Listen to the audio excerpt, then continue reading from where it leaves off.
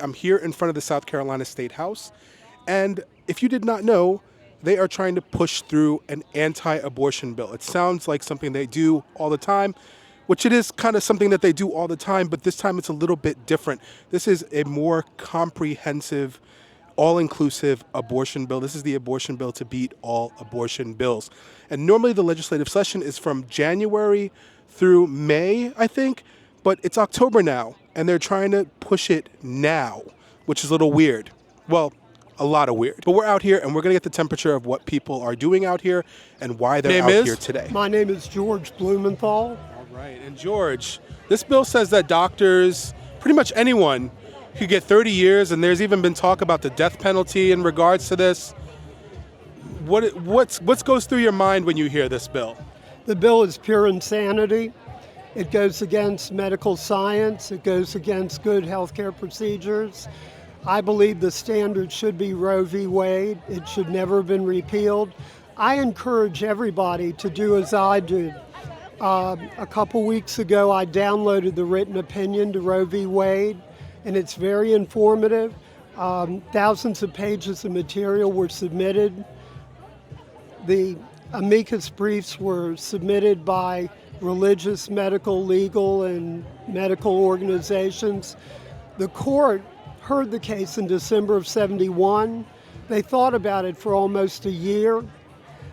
In October of '72, they actually called everybody back to re-argue it, and then took 4 months to write the opinion. The opinion is very well reasoned, and what it says is for the first trimester, the main concern is the woman and her health, and that's how it should be.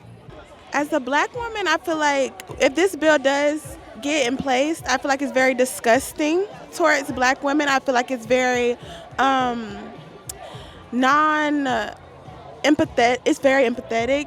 It's just disgusting to black women. I feel like black women should be able to do what they, not just black women, but any woman, period, should be able to do what they want with their bodies, especially depending on why, whatever the case may be of that pregnancy or anything. Birth control as well, I don't feel like that should be even a debate.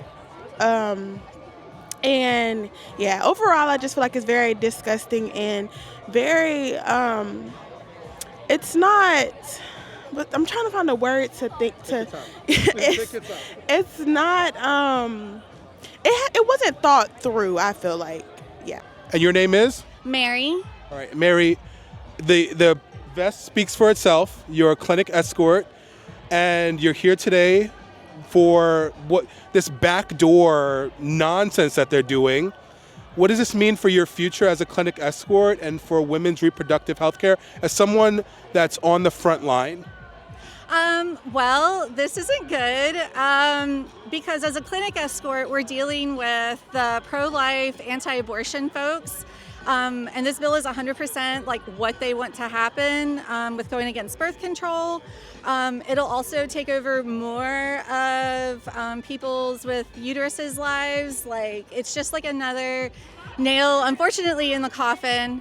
And then also I volunteer with Carolina Abortion Fund, and that's really going to mess up with how we can help other patients, because in the bill it talks about people who are giving out information, and I have a daughter, so definitely this bill is terrible, but I'm really glad that so many people have shown up to like in support for like all of us. And it gives me great energy and it makes me happy. Right. I mean, this is an infringement on not just reproductive rights, but South Carolinians' First Amendment rights, really their freedom of expression as it comes to just sharing information with a loved one who's seeking access to essential and basic reproductive health care. And what advice would you give to someone that couldn't be here today but wanted to contest this bill? Yeah, I mean, really the most important thing you can do is get involved and be outspoken. We really just can't ever allow our lawmakers, our politicians to say, we passed this and no one cared, right? That's the biggest point, is that the more you can be involved, the more you can speak out against the bill. We have plenty of opportunities to get involved with Planned Parenthood, with our partners. That's really what you can do, is to convey to your lawmaker, call your lawmaker, email your lawmaker, that you don't approve this bill and you don't support their violation of our rights.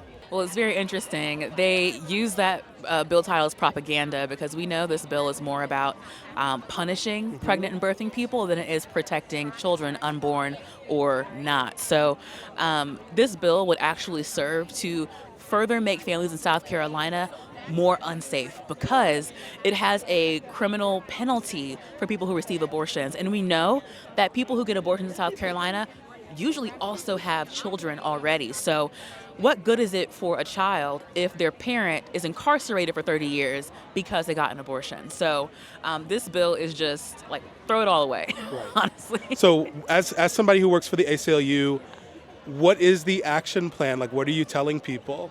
Yeah, we're telling people to do exactly what they're doing today. Show up, get loud, and also when you go home today, make a call to your legislator. They're not in session right now, and this is the perfect time to meet them at a coffee shop, at their office, at church, at a soccer game, whatever. We just need you to continue to stay in contact with your legislators, whether they agree with you or not. Right. Don't you think it's weird that right after they pass this bill and there's a government shutdown that could destroy so many rural hospitals that are in the state, that this is what they prioritize? I don't think it's weird. I think they're being a political opportunist. They're all up for re-election next year, and there's no wonder why this is happening now. They're using our bodies as political pawns, and it's our job here today to say we won't stand for it. Okay. I am here to protest this abomination of a bill that is just going to criminalize a woman's right to choose. And I'm just here to protest it. Now, part of the bill says that if you put anything online on how to obtain healthcare, reproductive health care, you could go to jail for that, up to 25 years. What does that say about the people of South Carolina's freedom of speech and freedom of expression? That we no longer have freedom of speech. Like our freedoms are being ripped away, I don't want to even say slowly, but quickly. If we can't post what we want to post online and say what we want to say online, then there is no First Amendment right to freedom of speech. Now, what do you feel the action plan should be going forward with this? One that I can say out loud, I don't know. I mean, resist. Right. Resist. Our leaders need to resist or resign. That's where we are in this moment.